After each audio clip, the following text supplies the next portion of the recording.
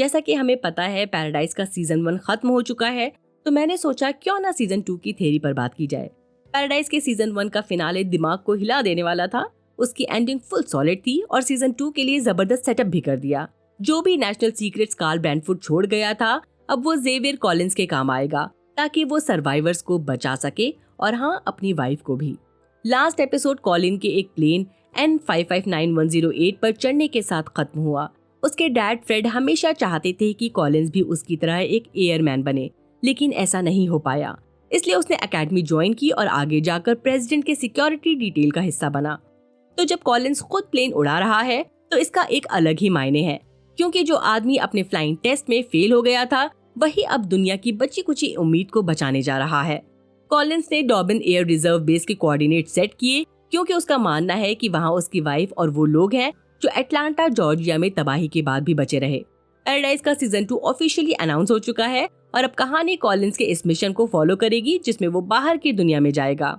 अब बात यह है कि कॉलिन्स को आउटर वर्ल्ड में क्या क्या अनएक्सपेक्टेड चीजें देखने को मिल सकती हैं और बंकर के अंदर जेरेमी ब्रैडफोर्ड की रेबेलियन का क्या असर होगा। चलिए इसकी थ्योरीज पर बात करते हैं। सीजन 1 के फिनाले में कॉलिन्स को फाइनली वो नोट्स मिल गए जो कार्ल ने एक book the man who kept secrets के अंदर छुपा रखे थे। इन नोट्स के मुताबिक यूएस की टोटल पॉपुलेशन में से लगभग 55 मिलियन लोग तबाही के बाद भी जिंदा बचे हैं। लेकिन दिक्कत यह है कि कार्ल ने ईएमपी यानी इलेक्ट्रोमैग्नेटिक पल्स ट्रिगर कर दिया था, जिसकी वजह से अब सर्वाइवर्स किसी तरह भी अंडरग्राउंड सिटी या किसी और से कांटेक्ट नहीं कर सके। मतलब जो बचे हैं वो अपने दम पर ही जीने के लिए मजबूर हैं। पिछले 3.5 सालों में जो लोग बाहर सर्वाइव कर रहे थे उन्होंने शॉर्टवेव रेडियोस बनाए ताकि एक दूसरे से कांटेक्ट कर सके। ये वही ट्रांसमिशन थे जो समांथा और उसकी टीम ने बंकर के अंदर पिक किए थे। कार्ल को ये सब कॉन्फिडेंशियल रिकॉर्ड्स तब मिले जब उसने अपने डैड के बायोमेट्रिक डेटा का यूज करके अपनी टैब अनलॉक की। इसके बाद उसे डेटाबेस में जो भी मिला एक छोटी सी विंडो में सब निकाल लिया। ये सीक्रेट अब कॉलिन्स के हाथ में है, जो शायद दुनिया के बचे कुचे लोगों को एक नया चांस दे सकते हैं। सूजन के मिशन ब्रीफिंग के मुताबिक दुनिया अब पूरी तरह से हील नहीं हुई है। बंकर के बाहर रेडिएशन जोन अभी भी बना हुआ है, जहां जून के महीने में भी रात का टेम्परेचर -10 से -15 तक गिर रहा है। ये वही चीज है जो डॉक्टर लाउज ने प्रिडिक्ट की थी, एक नेवर एंडिंग विंटर जो अंटार्कटिका के मैसिव वॉल्केनिक इरप्शन के बाद आई। जब लाखों टन वॉल्केनिक ऐश अर्थ के स्ट्रेटोस्फीयर में पहुंचा तभी से ये हालात बने।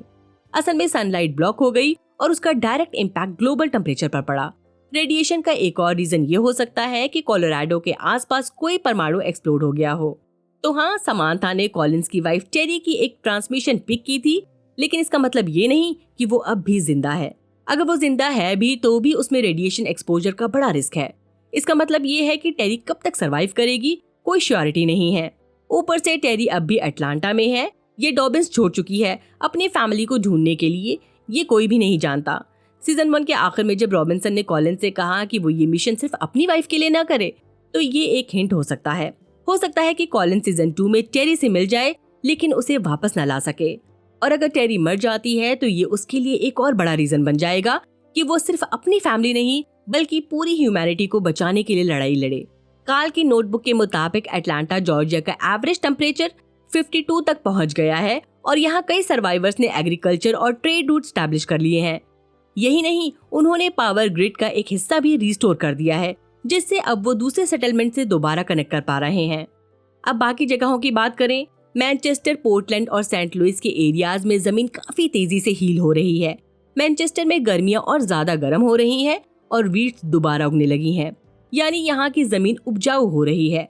पोर्टलैंड के जंगलों में नए पेड़ पौधे उग रहे हैं, जो ये दिखाता है कि तबाही के बाद पेड़ पौधे वापस आने शुरू हो गए हैं। सेंट लुइस में लोगों ने नदी का पानी फिल्टर करने के नए तरीके डेवलप कर लिए हैं, जिससे यहाँ खेती और बसने का स्कोप बढ़ गया है। ये सब दिखाता है कि ह्यूमंस एक बार फिर फार्मिंग शुरू करके अपनी जिंदगी सुधार सकते हैं। लेकिन ये बस एक शुरुआत है और दुनिया को पूरी तरह हील होने में अभी काफी वक्त लगेगा। नेवर एंडिंग विंटर ने सरफेस पर उगने वाली सारी क्रॉप्स खत्म कर दी होंगी, जिसका मतलब ये है कि इंसान शायद दोबारा हंटिंग पर लौट आए होंगे ताकि इस हार्श वेदर में सरवाइव कर सकें। एक और इम्पोर्टेंट बात यह है कि कार्ल ने तबाही वाले दिन न्यूक्लियर वेपन लॉन्च नहीं किए थे, क्योंकि वो ह्यूमैनिटी को एक चांस देना चाहता था कि वो मुश्किलों के बावजूद सरवाइव कर सके। लेकिन इसका एक और मतलब ये भी हो सकता है कि जो दुश्मन देश एक दूसरे से जंग करने वाले थे वो अब भी कहीं न कहीं तबाही मचा रहे हैं। अगर ऐसा है तो हो सकता है कि दुनिया में लोग अपनी मर्जी से जी रहे हैं, जहां कोई कानून या ऑर्डर न हो जो लोगों को कंट्रोल कर सके या सोसाइटी में शांति बनाए रखे। बिल्कुल मैड मैक्स या फॉलआउट जैसी सिचुएशन की तरह। अगर आप फॉलआउट देखना चाहते हैं तो ऊपर दिए गए लिंक पर क्लिक कर सकते हैं। खाना, पानी और घर की कमी ने लोगों को वैशी बनने पर मजबूर कर दिया होगा, जहां लोग सिर्फ 1 और 2 दिन सरवाइव करने के लिए एक दूसरे को मार रहे होंगे। इन लोगों के लिए नया यूएस सेटलमेंट्स एक बड़ा टारगेट बन सकता है, क्योंकि रिसोर्सेज का स्ट्रगल रियल है। और हाँ, बंकर की मौजूदगी भी एक कहानी या अफवाह जैसी हो गई होगी, जिसके बारे में सिर्फ लोग बातें करते हैं पर किसी ने देखा नहीं। और जैसे ही लोग इसके बारे में जानेंगे, वो इस पर अटैक करने से पीछे नहीं हटेंगे। अब देखने वाली बात यह है कि कॉलिंस और उसकी टीम इस नए ब्रूटल वर्ल्ड में कैसे सरवाइव करते हैं। पूरे सीजन 1 में समांथा को ये डर था कि अगर कोई भी सर्वाइवर पैराडाइज की एग्जिस्टेंस के बारे में जान गया तो उससे यहाँ रहने वाले सभी लोगों की जान को खतरा हो सकता है। बंकर के बाहर जो लोग बचे हैं वो रिसोर्सेज के लिए कुछ भी कर सकते हैं, और अगर उनको अंडरग्राउंड सिटी के बारे में पता चल गया तो वो बिना सोचे समझे उस पर अटैक कर देंगे ताकि रिसोर्सेज पर कब्जा कर सकें। इसी वजह से समांथा ने बिली को भेजा था ताकि वो 4 एक्सप्लोरर को मार दे, क्योंकि वो सर्वाइवर्स को वापस लाना चाहते थे, जिससे बंकर की लोकेशन का राज खुल जाता। अभी तक लोग सिर्फ अफवाह सुन रहे हैं कि एक रिच मैन शेल्टर एग्जिस्ट करता है, लेकिन सीजन 2 में शायद ये र्यूमर्स सच हो जाएं और अंडरग्राउंड सिटी को एक रियल थ्रेट फेस करना पड़े। ऐसे सिचुएशन में कॉलिंस या रॉबिन्सन को समांथा की जगह लेनी पड़ेगी और पैराडाइज पर होने वाले अटैक को रोकना पड़ेगा। बाकी एक इंटरेस्टिंग कंट्रास्ट ये भी है, कार्ल ह्यूमैनिटी का बेस्ट साइड देखना चाहता था, जबकि समांथा उसकी वर्स्ट साइड समझती थी। लेकिन अब पैराडाइज को एक ऐसे लीडर की जरूरत है जो दोनों पर्सपेक्टिव को बैलेंस करे, जो सिर्फ अपने लोगों की सेफ्टी का नहीं बल्कि पूरी ह्यूमैनिटी के फ्यूचर का भी सोच सके। कार्ल का बेटा जेरेमी असल दुश्मन को समझने में अभी भी कंफ्यूज है। उसे इतना तो पता है कि अथॉरिटीज लोगों से सच छुपा रही हैं और उन्हें जबरदस्ती बंकर में बंद करके रखा है, जबकि सरफेस पर अब भी लोग सरवाइव कर रहे हैं। लेकिन यहाँ बात इतनी सिंपल नहीं है जैसे पहले बताया गया था। हर जगह सेफ नहीं है। कुछ एरियाज में अब भी रेडिएशन का असर हो सकता है और बाहर और भी अनजान खतरे हो सकते हैं। सिर्फ सच बताने के नाम पर लोगों को भटकाना खतरनाक हो सकता है, क्योंकि अगर जनता भड़क गई और पैनिक क्रिएट हो गया तो सिचुएशन कंट्रोल से बाहर हो सकती है।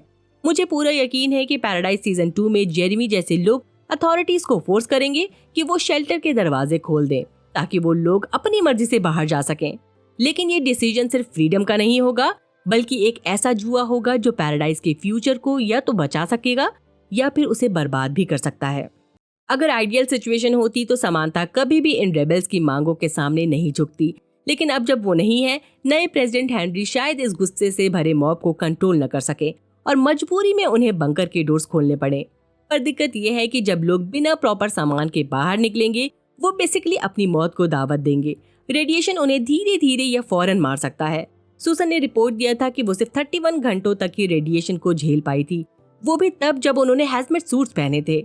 समांथा के बिना अंडरग्राउंड सिटी में टोटल केओस मचने वाला है, क्योंकि मैनेजमेंट में ऐसा कोई स्ट्रॉन्ग लीडर नहीं है जो होने वाली बगावत को रोक सके।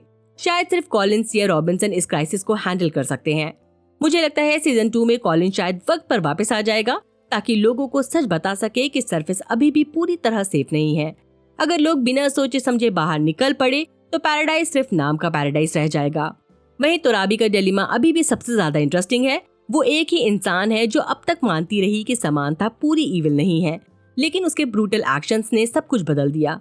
आखिर में तुराबी ने आर्टिफिशियल फ्रेंच फ्राइज रिजेक्ट करके डायरेक्टली ये दिखाया कि अब वो समांथा से पूरी तरह अलग हो चुकी है। अब तुराबी क्या करेगी? उसके पास पैराडाइज के गहरे राज हैं जो अगर गलत हाथों तक पहुंच गए तो पूरा बंकर एक्सपोज हो सकता है। अगर तुराबी भी पैराडाइज को एक जेल समझने लगी तो वो बाहर के लोगों को इसके बारे में बता सकती है, जिससे सिचुएशन और भी खतरनाक हो जाएगी। सबसे बड़ा सवाल, पैराडाइज का नया लीडर कौन बनेगा? हेनरी तो कमजोर है, वो रेबेलियन को हैंडल नहीं कर सकता। कॉलिंसन या रॉबिन्सन लीडर बनेंगे? कॉलिंस तो सरफेस पर जाने का प्लान बना रहा है। अगर वो वापस न आया तो क्या होगा? समांथा की नॉनस्टॉप कंट्रोल और ऑब्सेशन ने पैराडाइज को एक टिकिंग टाइम बॉम्ब बना दिया है। अगर कोई स्ट्रॉन्ग लीडर नहीं मिला तो शायद ये सब बिखर जाएगा। इसी के साथ ये वीडियो यहीं खत्म होता है। अब मिलेंगे नेक्स्ट वीडियो में। बाय, अपना ख्याल रखिए।